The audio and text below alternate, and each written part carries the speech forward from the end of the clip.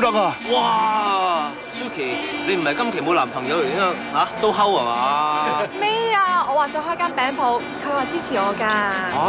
佢憑咩支持你啊？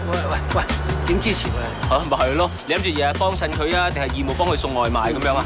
咩啊？我諗住佢開鋪嗰日，我拉行 banner 支持佢㗎。喂，一齊嚟幫下手啊！喂，好喎，呢個好喎，梗係要幫下手啦。咁你又唔啱啊，真係。一般嘅借貸服務未必可以配合一啲突如其來嘅資金周轉需要，好似創業、生意周轉、投資同埋家居裝修等等。市面上有啲物業貸款一案二案服務，申請過程相對簡便。業主只需要提供相關嘅物業資料，無需要提供入息證明同埋財務報表，最快可以做到15分鐘批核，24小時現金過數。